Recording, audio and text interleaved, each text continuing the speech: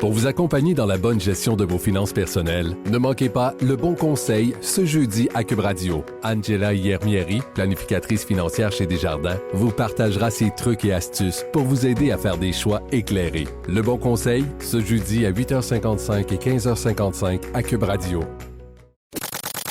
Avocat à la barre. Avec François-David Bernier. Enfin, la vaccination pour la population en général s'enclenche. On espère vacciner au moins 75% de la population. On espère recommencer à vivre avec ce vaccin-là, à reprendre nos habitudes, sortir. Mais qu'en est-il? Est-ce qu'on va aller jusqu'à imposer un passeport vaccinal? Est-ce que pour prendre l'avion, on va montrer notre petit passeport, je suis vacciné, pour aller voir un spectacle, pour aller, on ne sait pas jusqu'où ça peut aller, mais évidemment, ça va soulever beaucoup de questions parce que la vaccination, on a vu des soulèvements pour le masque. Imaginez, là, la vaccination, c'est quand même une aiguille dans le bras, c'est le droit aux soins, au refus de soins, on va un peu plus loin. Il y en a qui vont dire, ben si on impose le passeport vaccinal, on va faire indirectement ce qu'on n'a pas fait directement avec le gouvernement, d'imposer par la loi cette vaccination-là. Et on voulait l'opinion de Maître Frédéric Bérard, docteur en droit constitutionnaliste. Bonjour Frédéric. Salut. Donc, qu'est-ce que t'en penses? J'avais hâte d'avoir ton opinion. Pour ou contre? Écoute, cette maudite pandémie-là, ça fait en sorte que je me suis jamais autant contredit comme constitutionnaliste. Seulement un constitutionnaliste, ça tripe ses libertés civiles. Là, ça fait 14 mois que je suis obligé de dire le contraire. T'es passé, t'es dans l'autre camp, là. ouais, j'ai viré de bord, puis je me sens mal à l'aise. Ouais, ben moi aussi, inquiète-toi pas, t'es pas tout seul. J'ai dit des choses que jamais j'aurais pensé dire.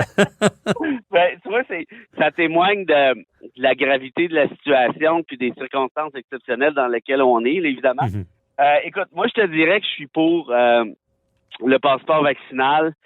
C'est sûr que ça soulève des questions importantes. C'est sûr que, pour moi, la question la plus névralgique là-dedans, c'est la question de la discrimination, hein, parce que, par définition, tu laisses du monde en arrière.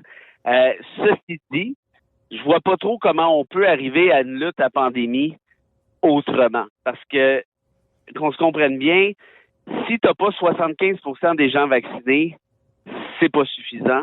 Puis même à 75%, t'as quand même une marge d'erreur qui est importante. Donc, est-ce que après 13, 14, 15, 16 mois, ceux qui se sont fait vacciner méritent le droit du retour à la vie normale? Je pense que oui.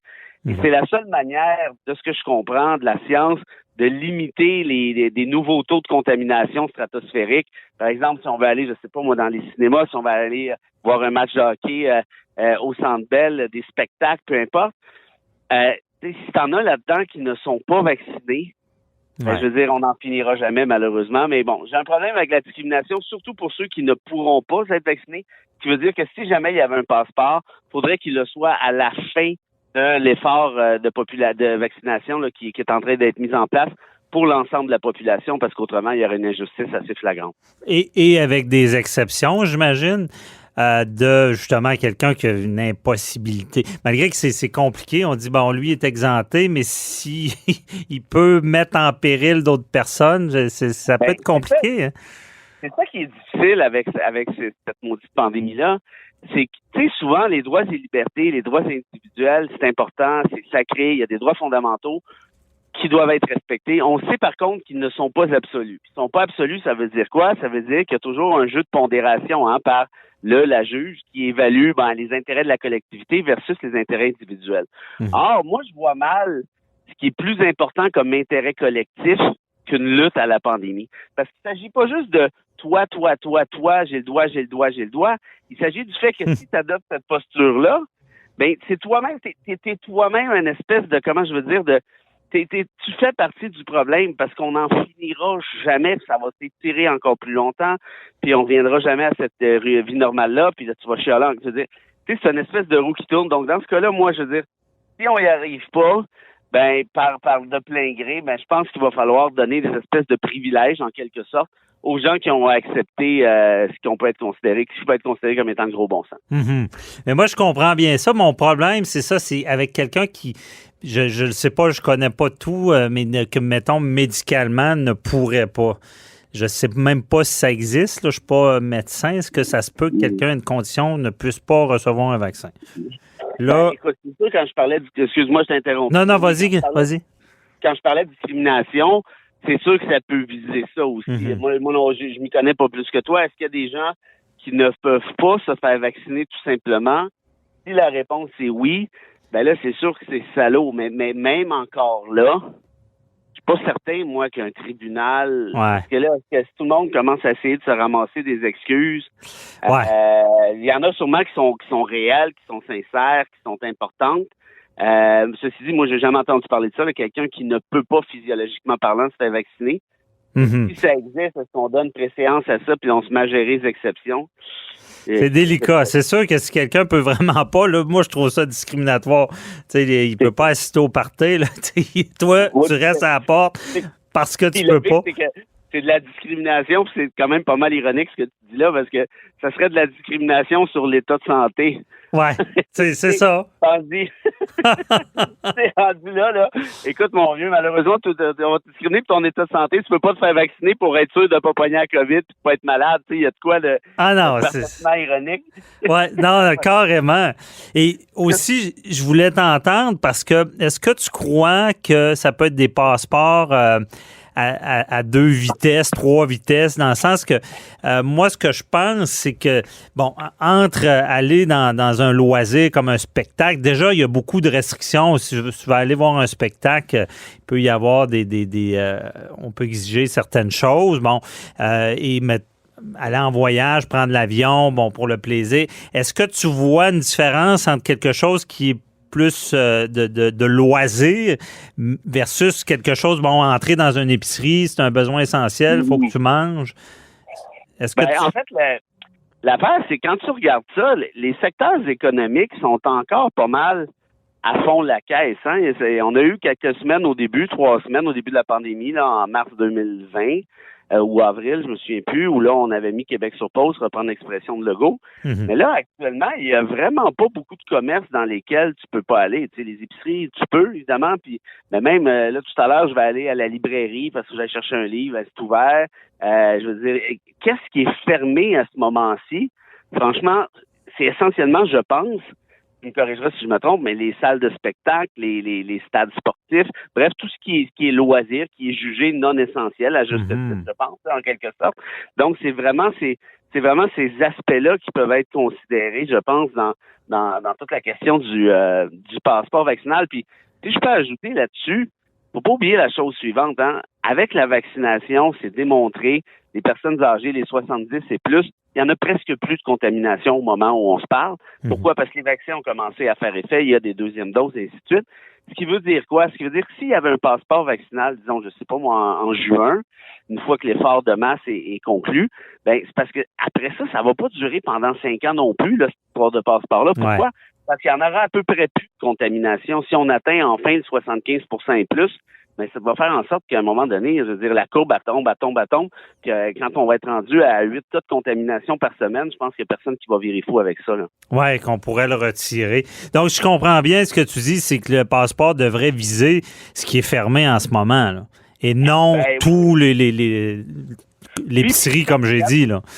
Oui, exact. C'est les pays là, qui l'ont adopté, comme Israël et tout ça. De ce que je comprends, ça fonctionne très bien. Faut dire qu'Israël a eu une campagne de vaccination absolument phénoménale. Ouais. C'était le pays dans le monde qui a été leader pendant longtemps, puis c'est peut-être encore le cas. Ils ont justement imposé cette espèce de passeport-là pour toute la question des loisirs. Donc, en d'autres termes, regarde, t'es vacciné, t'as fait ton effort de guerre, ben vas-y voir ton pestac, puis tant mieux pour toi, tu sais. Puis toi, ben, qui veut pas se faire vacciner, t'as le droit, ben t'as le droit aussi de rester dans ton salon. Tu sais, c'est plate. Mais arrive un moment donné où là, tu peux pas avoir le beurre et l'argent du beurre. D'un point de vue éthique, je veux pas être méchant, mais ça me fait pas vraiment mal au cœur, moi, pour ceux qui refusent de se faire vacciner, surtout ceux qui sont adeptes des théories du complot. Puis on sait qu'il y en a commence à en avoir un sacré paquet au Québec, là, selon les derniers sondages. On parle de 25, 30, 35%, dépendamment des degrés, là, évidemment. Donc, tout ça pour dire, moi, veux pas être bête, puis je veux pas être méchant, mais j'ai de la difficulté à avoir une sympathie importante, ce qui ne serait pas le cas, par contre, si la preuve de ce que tu avançais tout à l'heure était faite, c'est-à-dire, donc, je sais pas, moi, 100 000 personnes qui ne peuvent pas se faire vacciner parce qu'ils ont des risques d'en mourir, ben là, ça serait des sacrés en bas de l'autobus, puis évidemment, là, je pense que ça serait une autre question à ce moment-là. Oui, je comprends bien la nuance. Effectivement, c'est dur d'être contre la vertu. Et avec la gravité de la pandémie, on comprend bien la volonté, malgré qu'il y a des États aux États-Unis, c'était catégorique en partant, ils refusaient le passeport vaccinal. Et je sais pas qu'est-ce que tu réponds parce que je vois la contestation. On a en exigeant un passeport vaccinal, on fait indirectement ce qu'on n'a pas fait directement avec la loi sur la santé publique d'obliger à être vacciné. J'imagine qu'on va entendre ça. Là. Ben oui. Puis sais-tu quoi? C'est vrai. C'est vrai. C'est bon. Mais moi, je suis capable de vivre avec ça. Regarde, on te laisse le choix d'être vacciné ou non, c'est vrai. Puis des conséquences à n'importe quel choix, te dirait Jean-Paul Sartre. Puis dans ce cas-ci, ben ta conséquence, c'est j'espère que tu aimes ça regarder la télé parce que tu vas en avoir encore pour un petit bout. C'est tout. Je veux dire, j'ai l'air un peu cruel, mais c'est parce qu'à un moment donné, les intérêts que la collectivité sont importants. C'est une question de santé publique. Puis l'affaire, c'est qu'on est chanceux quand tu y penses, François-David, parce que tu sais, les vaccins, là, je veux dire, jamais on aurait été capable de créer des vaccins aussi efficaces il y a de ça 25, 30, 40 ans. Je veux dire, non, mais c'est fascinant. En l'espace de 9 mois, on a des vaccins qui ressemblent à de la bombe. Oui, il y a des erreurs avec AstraZeneca, bon, puis des trucs du genre, puis mes sympathies à ceux qui en sont décédés, mais les chances de mourir de la COVID sont 100 000 fois plus grandes. Et donc, tout ça pour dire qu'on est chanceux d'avoir cette espèce de technologie-là qui permet aussi de combattre les variants, pour la plupart. Donc, rendu là, tu sais, je veux dire, si tu avais une chance sur 10 d'en mourir ou d'être vraiment malade, là, je dis pas, mais dans ce cas-ci, j'ai plus de chances de me faire frapper par un perroquet en traversant la rue Saint-Denis puis d'en mourir que de mourir d'une thrombose. Ouais, c'est ce qu'il disait. Il disait même plus de chances de t'étouffer en mangeant que de mourir de la thrombose. Mais j'aime ton point. Mais j'aime ton point. C'est vrai que c'est exceptionnel ce qui s'est passé quand même de développer un vaccin. Et c'est là qu'on voit toute la force de l'humanité quand on se met ensemble. Surtout des grosses compagnies pharmaceutiques quand ils ont du budget. Merci beaucoup tout le temps qu'on avait, mais je pense qu'on a fait le tour. Ça, à suivre. On verra si on va là, mais c'est certain qu'on veut revivre. Merci, Frédéric. Si on veut pas, un bon truc, si on veut pas de passeport vaccinal, là, on peut se faire vacciner tout le monde. On peut régler la question. Ça va être réglé. J'ai hâte de voir ça. À suivre. Merci. Salut. Bye-bye.